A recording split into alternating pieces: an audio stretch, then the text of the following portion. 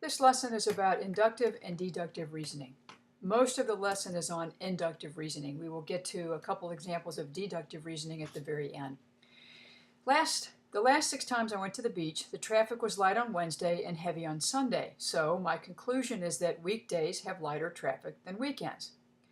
Or a tourist visited Key West and met a number of people from the Keys who were all relaxed and laid back. The tourist concluded that all people living in Key West were relaxed and laid back. These are examples of inductive reasoning, which is the process of arriving at a general conclusion based on observations of specific examples. So inductive goes from the specific to the general. Specific to the general. What happens is you make observations, you discern a pattern, and then you make some sort of generalization. These conclusions are not necessarily true. For this reason, we really can't call them conclusions. We call them conjectures or hypotheses. All it takes for the conclusion of an inductive argument to be false is a single counterexample. We'll talk about that in a second. A strong inductive argument does not guarantee the truth of the conclusion, but rather provides strong support for the conclusion. So back to the tourist example. My conjecture, well, let's go back and look. The tourist visited Key West and met a number of people from the Keys who were all relaxed and laid back. The tourist concluded that all people living in Key West were relaxed and laid back. So my conjecture is that all people living in Key West are relaxed and laid back. A counterexample, remember, a counterexample is just an example that shows this is not true. All I would have to find a counterexample would be one person in Key West who was not laid back. Let's look at some examples where we have to find counterexamples. So you should know already that 0, 1, 2, 3, etc. up through 9 are called digits. Is the sum of two two-digit numbers always a three-digit number? Sometimes it is. Like I could add 70 plus 80, and that sum is 150. That is a three-digit number. But just because we have found one example that works does not mean that this is always true. So we want to find a counterexample. We need to find two two-digit numbers that when we add them up, we don't get a three-digit number. How about 12 plus 13? Add those up, and you get 25, which is a two-digit number, which is a counterexample. Obviously, it's not the only counterexample. It's just one counterexample. Another one like that, find a counterexample to show that the product, remember product means multiply, show that the product of two two-digit numbers is a three-digit number is false. So let's find a product of two two-digit numbers. It is a three-digit number, like maybe 12 times 13. 12 times 13 is 156. There we go. We've got the product, multiplication of two two-digit numbers gave me a three-digit number. But I want to find a counterexample. I want to find two numbers whose product is not a three-digit number. So let's go bigger. Maybe 70 times 80, which is 5,600, which is a four-digit number, and there we go. There's my counterexample. Again, it's not the only set of numbers that works. You just have to find one set of numbers that would provide your counterexample. You will have several examples in Math Excel where you have to look at the pattern that's established and then predict the next number. Sometimes it's going to be really easy and obvious to you what the pattern is, and sometimes you have to do a little bit more work. So can you look at these numbers? And by the way, when you're watching this video or watching any video, feel free to stop the video and see if you can do these problems on your own, and then start the video and check the answers later. So take a look here. Can you see that if I add 8 to 4, I get 12? Let's see if that continues. Add 12 to 8, I get 20. Keep adding 8 gives me 28. Add 8 gives me 36. So adding 8 is the pattern. So add 8 to 36, and that gives me 44. Now you might be thinking, why did you think about adding? If I look at a set of numbers and the numbers are increasing, I think addition or multiplication. And the first thing I try is I just look at these first two numbers, and I see what works, and I see if that pattern continues. If that pattern does not continue, well, then I got to come up with something else that might work. I look at these numbers, and these numbers are decreasing, so I think subtraction. To get from 40 down to 37, I would subtract 3. Let's see if that pattern will hold. Subtract 3 from 37 gives us 34. Subtract 3 from 34 gives us 31, so it's looking good. 3 from 31 gives us 28, so subtract 3 from 28 gives us 25. Another set here that is increasing, so the first thing I might think about is adding 9. But if I add 9 to 12, I do not get 48, so there's no way it's add 9. So my other thought is, if it's increasing, let's think multiplication. So 3 times 4 gives me 12. If I multiply by 4 again, 4 times 12 is 48. We're looking good. 4 times 48 is 192. And remember, a calculator is always a good idea on these kind of problems. 4 times 192 is 768. So multiply 4 times 768, which is 3072. So those are 3 pretty easy examples where you just had to see one little pattern emerging and just do the arithmetic with or without a calculator. Next one's a little bit more complicated. I look to 3 to 6 and maybe add 3, but if I add 3, that's not going to work, so forget adding. I go to multiplication. I multiply by 2 gives me 6. If I multiply by 2, it's not going to give me 18, so it's not a straight out one little step pattern. Let's put these answers back. All right, so multiply by 2 will give me 6. Keeping in mind multiplication again, what can I multiply 6 by to get 18? I can multiply by 3.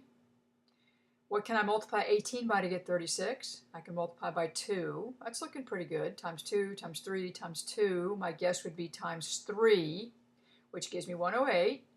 Go back to times 2, gives me 216. So following that pattern, I would need to multiply 216 by 3, and that's going to give me 648. Back to an easy one here. To get from 3 up to 9, the first thing I think about is adding 6. Add 6 again gives me 15. Add 6 again gives me 21. Add 6 again gives me 27. So it's a simple one-step pattern, gives me 33. I might think about adding 8 right here right away, but no way is that going to work. So my next thought is multiplication. So 5 times 2 is 10. Times 5 gives me 50.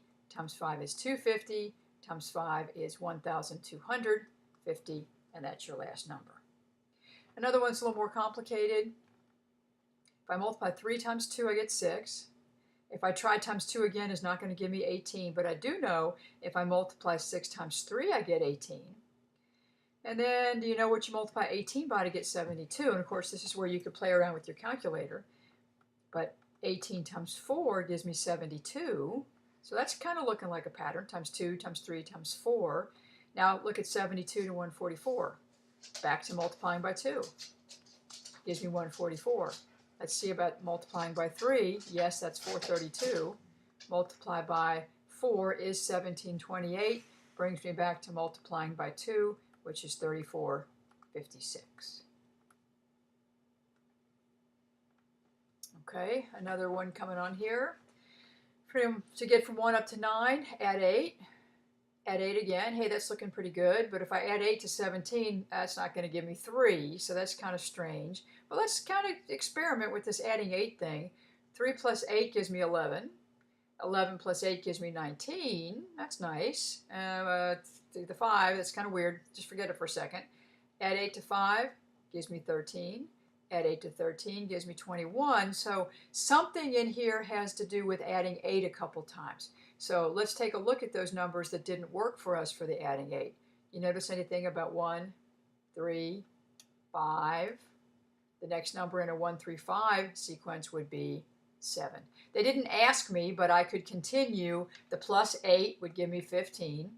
Plus 8 would give me 23, and that would be the next 3 entries. Also keep in mind on sequences, sometimes there's a couple patterns that work. So you may discover a different pattern than somebody else does, but this number will have to just be a unique answer. This is increasing, so the first thing I think about is adding 4. Gives me 6. Add 4 would give me 10, not 11, but let's go with it here. If I add 5, that would give me 11. And if I add 6, that gives me 17. So are you seeing this pattern? Add 7 gives me 24. Add 8 gives me 32. So add 9 gives me 41. All right, fractions. Don't fear the fractions. Notice that the numerator of all these fractions is 1, so that's pretty good. You can think about this as 1 over 1. Now just look at the bottoms. What can you do to 1 to make it become a 6? Times 6. Multiply by 6 here gives us 36. Times 6 here is 216. So times 6 will be 1296. Here's the first one that we've had that is, the numbers are decreasing. Just forget the signs for a second. Numbers are decreasing, which means you need to think about division. But we also have signs flip-flopping. Pretend for a second that these aren't negative. What can I divide 64 by to get 16? I can divide by 4, gives me 16. Divide by 4 gives me 4. Divide by 4 gives me 1. Divide by 4, this is going to be some sort of 1/4. But we got to go back and think about what was happening with the signs. What was happening with the signs is alternating. It went positive, negative, so this 1/4 I got here is really a positive 1/4, because what was really going on here is I'm dividing everything by -4. 64 divided by -4 is -16. Divide that by -4 gives me positive 4. Divide by -4 will give me -1. Divide that by -4 does give me a positive 1/4, because a negative divided by negative is a positive. Just think about this. I already mentioned it. If the numbers are increasing slowly, think addition. If they're decreasing slowly, think subtraction. If they're increasing rapidly, think multiplication. And keep in mind, you don't always multiply by the same number. And I could have said up here, keep in mind, you don't always add the same number. And if they're decreasing rapidly, think about division. Now, these numbers constitute a famous example. And if you had algebra and geometry in high school, you might recognize this.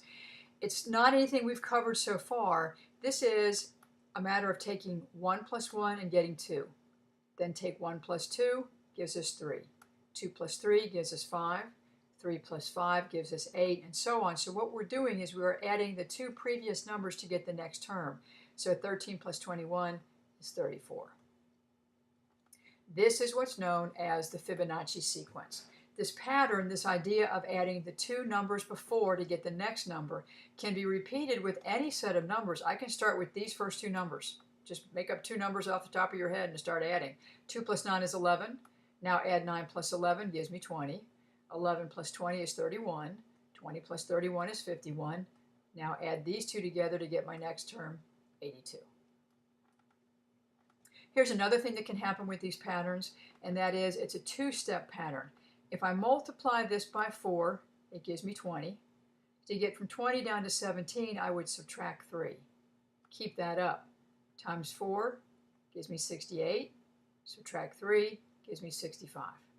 Times 4 is 260. Subtract 3 is 257. Times 4 is 1028. Subtract 3 is 1025. The only way to get good with these is to practice them. Some are going to be very obvious to you, and some you're just going to have to kind of follow these little tricks. That's why I gave you examples of each type here to make you think about the two-step perhaps, or the type where you multiply by 2, then by 3, then by 4, etc. And then don't forget the Fibonacci. Sometimes they throw that one in also. Deductive reasoning is a different type of reasoning. It is the process of proving a specific conclusion from one or more general statements. So we're going to start with the general and go to the specific. A conclusion that is proved true by deductive reasoning is called a theorem. Don't panic, we're not going to be doing any proofs of theorems like you did in geometry. So a couple examples. All proper names are prohibited in Scrabble. Texas is a proper name. Therefore, the word Texas is prohibited in Scrabble. So how about all dogs like bones? Ace is a dog. So our conclusion using deductive reasoning would be Ace likes bones. And the last one, all men are mortal. Joe is a man, therefore Joe is mortal. So you'll have just a few on Math Excel that require you to use deductive reasoning to make a conclusion.